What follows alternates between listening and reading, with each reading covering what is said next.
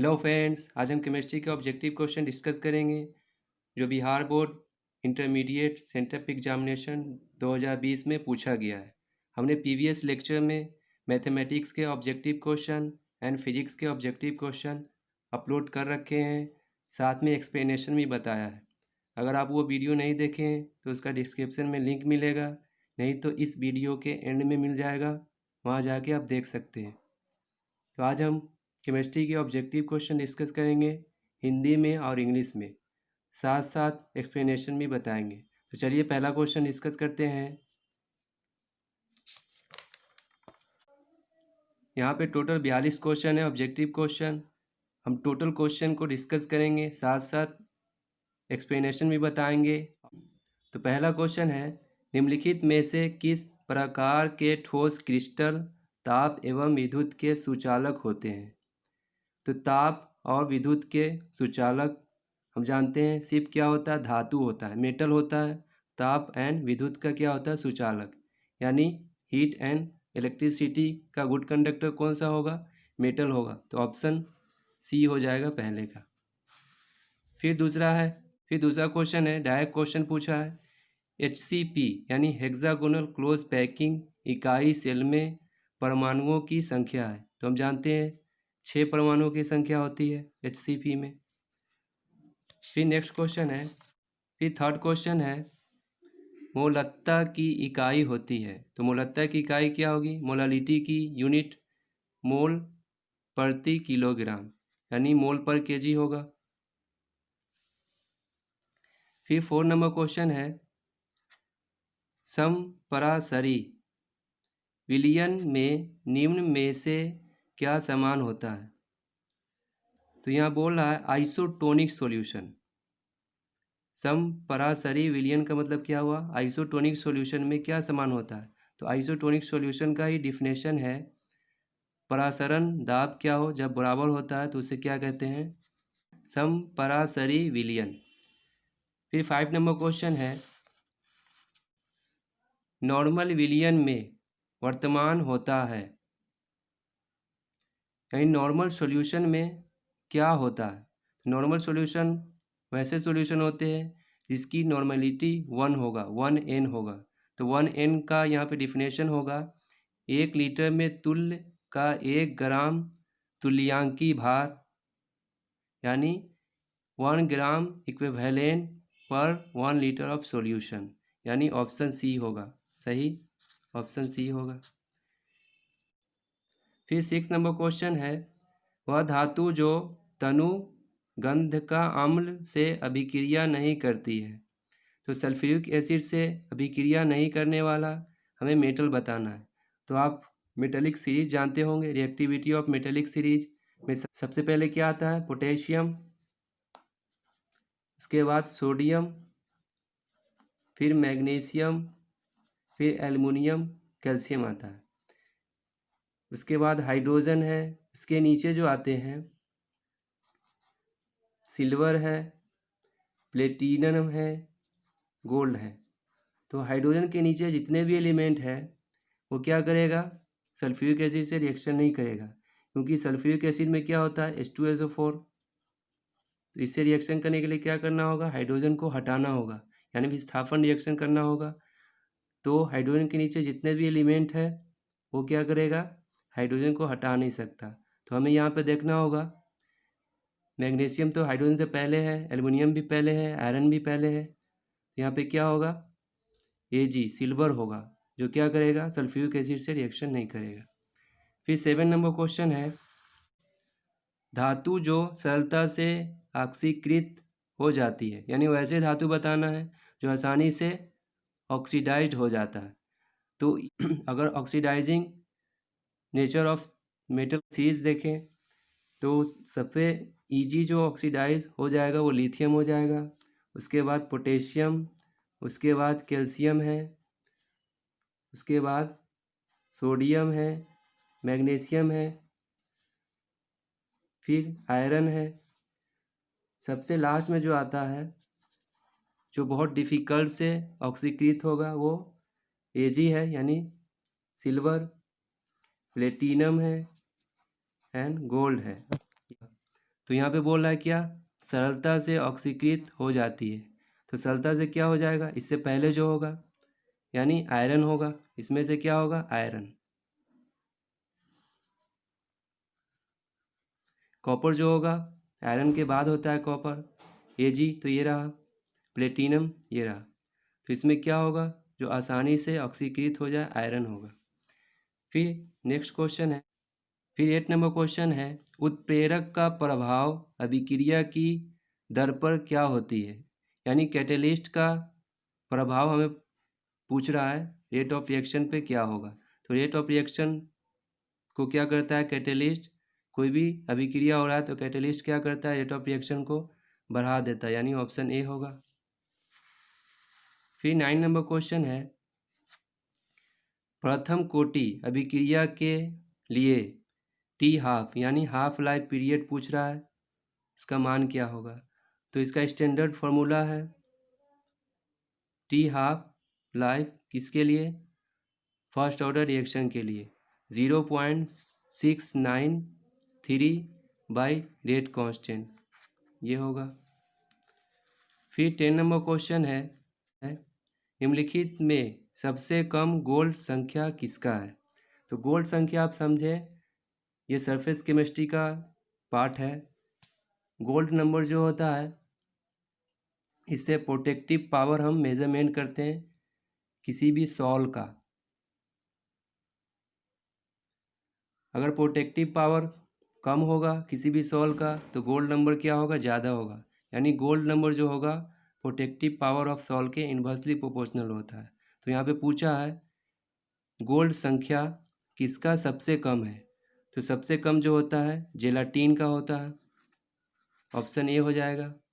11 number question है, अधिशोषण है। अधिशोषण जो आता है, ये शब्द आता है सरफेस केमिस्ट्री का शब्द है, यानी एड्जॉर्प्शन है। तो एड्जॉर्प्शन का मतलब क्या हुआ, कोई भी गैस पार्टिकल या लिक्विड पार्टिकल सॉलिड सरफेस पे अगर चिपकता है तो उसे क्या कहते हैं, अधिशोषण कहते हैं। तो ये क्या होगा, पृष्ठीय परिघटना है, ये सरफेस केमिस्ट्री का है। फिर 12 नंबर क्वेश्चन है, रासायनिक अधिशोषण होता है, अनुत्क्रमणीय भी होता है, ऊष्माशोषी भी होता है। ऊष्माशोषी इसलिए क्योंकि हाई हीट ऑफ एब्जॉर्प्शन क्या करेगा, ये हाई हीट ऑफ एब्जॉर्ब करता है। हाई हीट को क्या करता है, ये एब्जॉर्ब करता है। तो कोई चीज़ हीट लेता हो, ऊष्मा लेता हो, तो उसे क्या कहते हैं, ऊष्माशोषी कहते हैं। तो क्या होगा, अधिशोषण क्या होगा, ए भी होगा बी भी होगा, दोनों होगा, यानी ऑप्शन सी होंगे।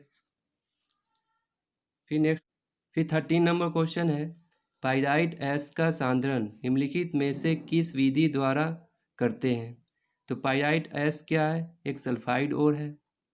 सल्फाइड ओर का जो हम सांद्रण करते हैं फेन उत्प्लावन विधि द्वारा करते हैं, यानी फ्रोथ फ्लोटेशन विधि द्वारा करते हैं। इस विधि में क्या होता है, जितने भी इम्प्यूरिटी लगे रहते हैं, अशुद्धियाँ मिट्टी के, सब धुल जाते हैं। तो ये क्या होगा, ऑप्शन सी हो जाएगा।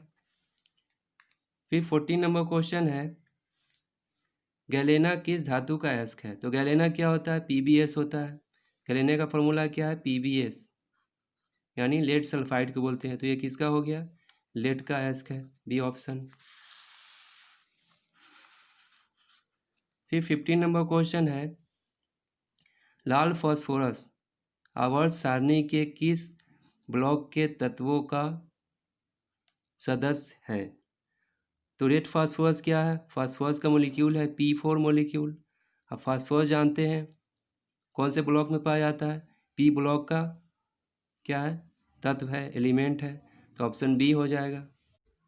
फिर 16 नंबर क्वेश्चन है, सल्फर डाइऑक्साइड से सल्फर ट्राइऑक्साइड प्राप्त करने के लिए किस उत्प्रेरक का उपयोग होता है। तो वेनेडियम पेंटाऑक्साइड का होता है, क्योंकि ये बहुत ऑक्सीडाइजिंग एजेंट होता है। जब सल्फ्यूरिक एसिड का जब हम प्रिपरेशन करते हैं यानी बनाते हैं, तो उसमें ये एक प्रोसेस आता है, इसमें क्या करते हैं, सल्फर डाइऑक्साइड का ऑक्सीडेशन करते हैं in the presence of vanadium pentoxide. तो ऑप्शन ए हो जाएगा। फिर 17 नंबर क्वेश्चन है, निम्नलिखित में से कौन सा तत्व प्रकृति में मुक्त अवस्था में पाया जाता है। तो प्रकृति में मुक्त अवस्था में पाया जाता है वो नाइट्रोजन है, क्योंकि नाइट्रोजन अधिक मात्रा में पाया जाता है, वातावरण में 78% पाया जाता है, और अर्थ के नीचे भी पाया जाता है, बहुत सारे मिनरल्स में भी रहते हैं। तो ये क्या होगा, मुक्त अवस्था में पाया जाता है नाइट्रोजन। फिर 18 नंबर क्वेश्चन है, H3PO3 की क्षारकता है, यानी फॉस्फोरस एसिड की क्षारकता पूछी है, यानी बेसिसिटी। तो इसका स्ट्रक्चर अगर हम बनाएं, फॉस्फोरस के साथ OH होगा, फिर इधर फॉस्फोरस के साथ OH होगा, फिर यहाँ पे H होगा, यहाँ पे एक कोऑर्डिनेट बॉन्ड के द्वारा ये लोन पेयर दे देगा ऑक्सीजन को। तो जितने OH जुड़े होंगे वो क्या होगा, बेसिसिटी होगा। 2 OH है तो क्या होगा, 2 बेसिसिटी होगा, बी ऑप्शन होगा। फिर 19 नंबर क्वेश्चन है, निम्नलिखित में से कौन अधिकतम क्षारीय है। तो यहाँ पे अधिकतम क्षारीय पूछा है, तो यहाँ पे जितने भी हाइड्राइड दिए हुए हैं ये वर्ग 15 का हाइड्राइड है। तो अगर हाइड्राइड की बात करें ग्रुप 15 के, तो टॉप टू बॉटम जाते हैं, यानी NH3 सबसे ऊपर है, सबसे नीचे क्या है, एंटीमनी हाइड्राइड। तो सबसे ऊपर जो होगा, ऊपर से नीचे जाएंगे तो क्या होगा, घटता जाएगा बेसिसिटी, यानी क्षारीय। तो सबसे ज़्यादा किसका होगा, NH3 का, जो सबसे ऊपर है। ये सिर्फ ग्रुप 15 के लिए है। फिर 20 नंबर क्वेश्चन है, अम्लराज एक मिश्रण है। तो अम्लराज यानी एक्वा रिजिया किसका मिश्रण होता है, 3 mole of hydrochloric acid plus 1 mole of nitric acid का। तो ऑप्शन ए होगा। फिर 21 नंबर क्वेश्चन है, H2O अणु में ऑक्सीजन परमाणु का संकरण है, यानी हाइब्रिडाइजेशन पूछा है H2O का। क्या होता है, sp3 होता है, क्योंकि क्या होगा, वाटर का जो शेप होता है बेंड शेप होता है, इसमें दो क्या है, लोन पेयर, और दो क्या है, बॉन्ड पेयर। तो जब दो लोन पेयर हो, दो बॉन्ड पेयर हो, तो क्या आएगा, हाइब्रिडाइजेशन sp3 आएगा। ये बेंड शेप होता है। फिर 22 नंबर क्वेश्चन है, सल्फर का अणुसूत्र होता है। तो सल्फर जो हमेशा पाया जाता है ऑक्टा एटॉमिक में पाया जाता है, यानी अगर इसके स्ट्रक्चर की बात करें तो क्राउन शेप स्ट्रक्चर होता है, यानी ताज जैसा।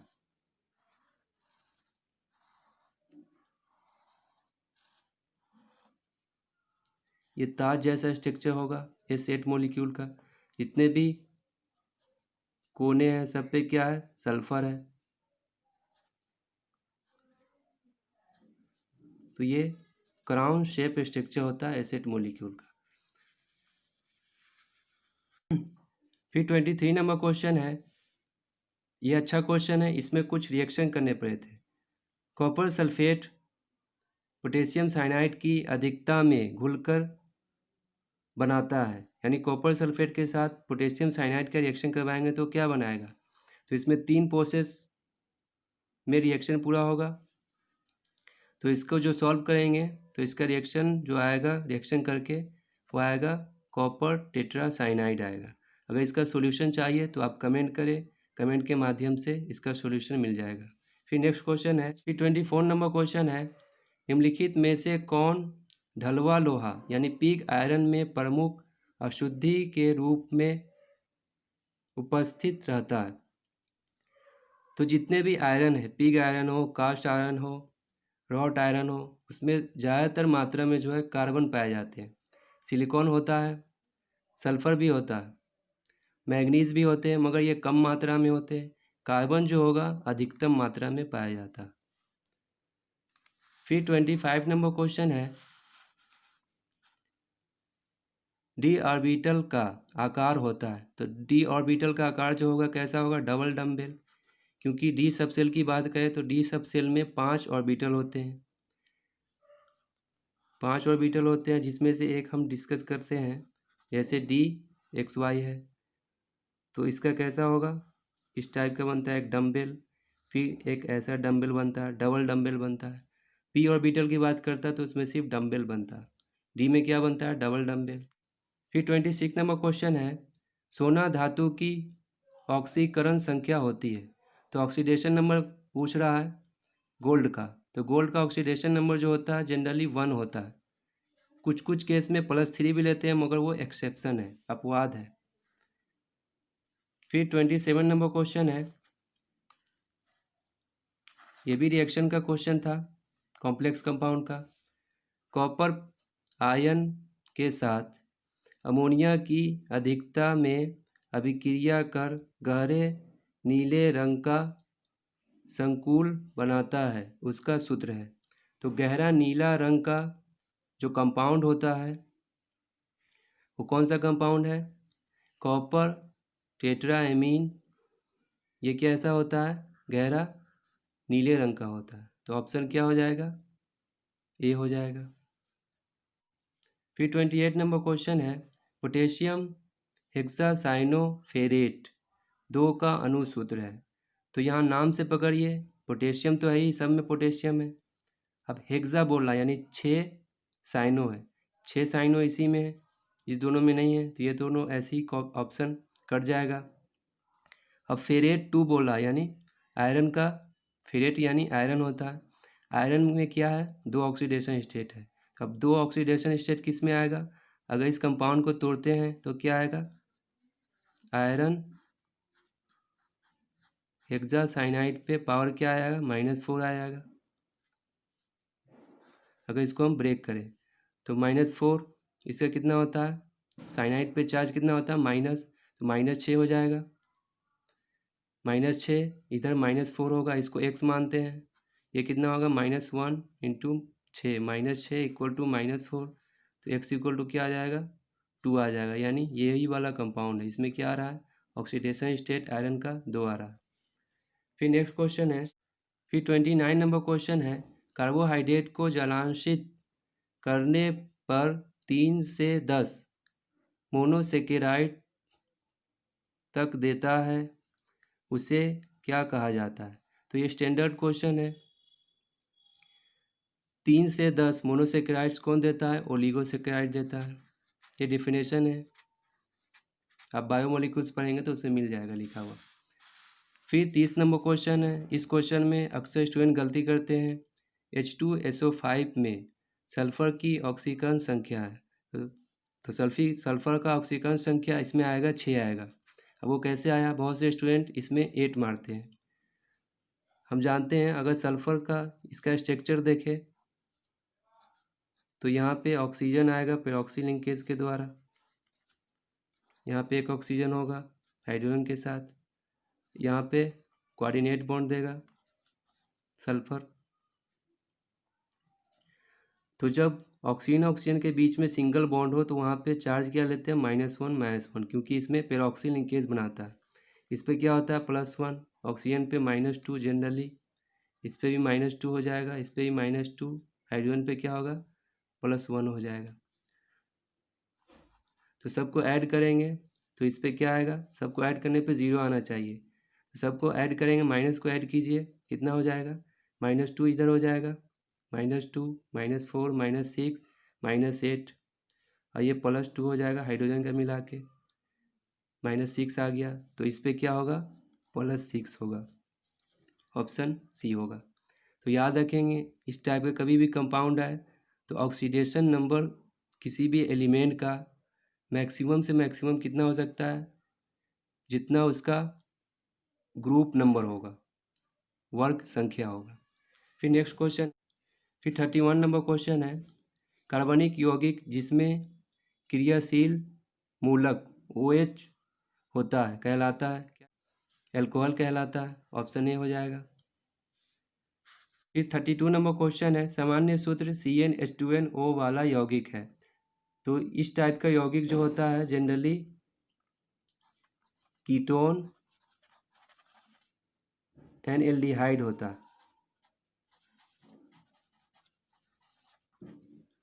अगर कीटोन एल्डिहाइड देखें ये तो एल्कोहल है, नहीं होगा।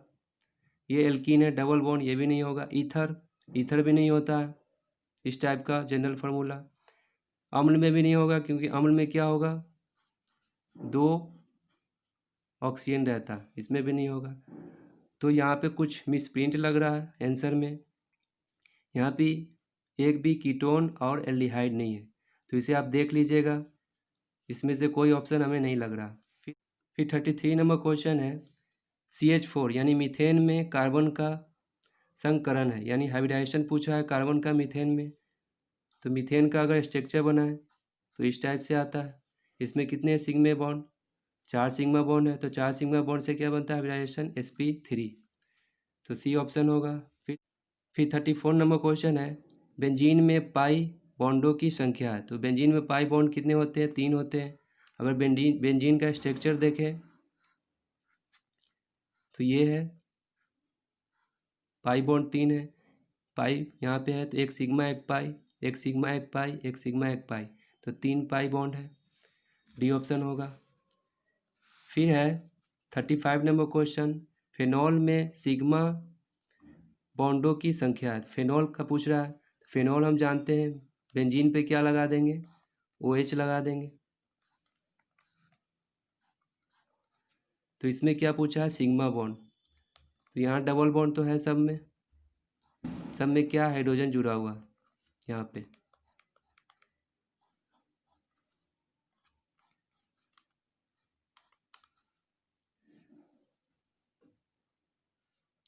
तो यहाँ पे जो है पाई बॉन्ड, तो एक पाई एक सिग्मा है, फिर एक सिग्मा एक पाई एक सिग्मा है यहाँ पे, तो एक सिग्मा 2 3 4 5 6 सिग्मा हो गया। फिर ये हाइड्रोजन कार्बन का बॉन्ड है, ये कितने हैं? 5 है, 6 5 11 हो गया, एक 12 हो गया ये वाला, एक 13 ये वाला होगा, यानी 13 सिग्मा बॉन्ड है। फिर 36 नंबर क्वेश्चन है, एल्डिहाइड में सक्रिय मूलक है। तो एल्डिहाइड क्या होता है? Free bond CHO, functional group.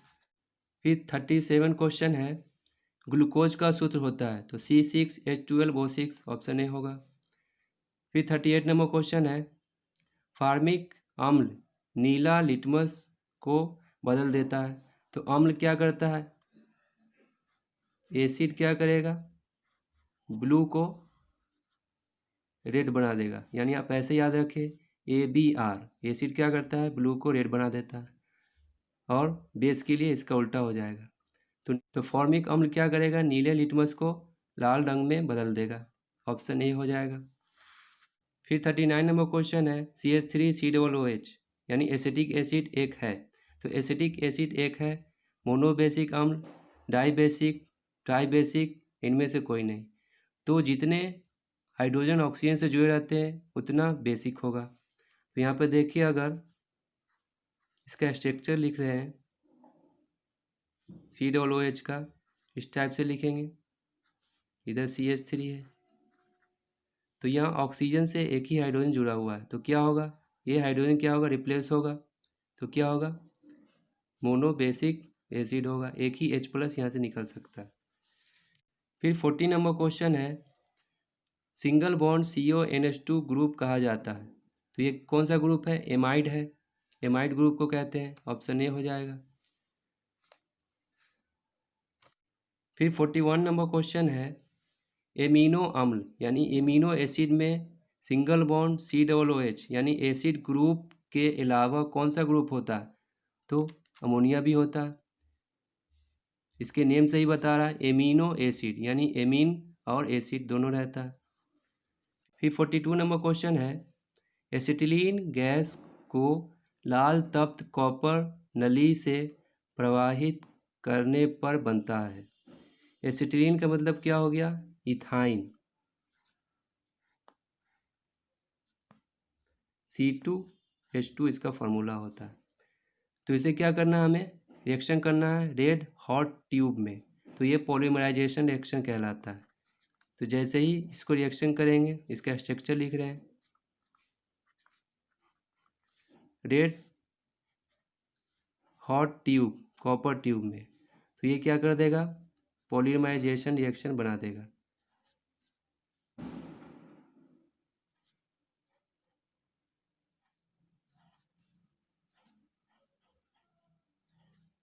इसके 3 मॉलिक्यूल जो है यहाँ पे मिलकर बेंजीन बना देंगे। क्या बना देंगे? बेंजीन बना देंगे। ऑप्शन ए होगा। यहाँ पे सब पे क्या है? हाइड्रोजन जुड़ा हुआ, ये हाइड्रोजन, सब पे हाइड्रोजन है।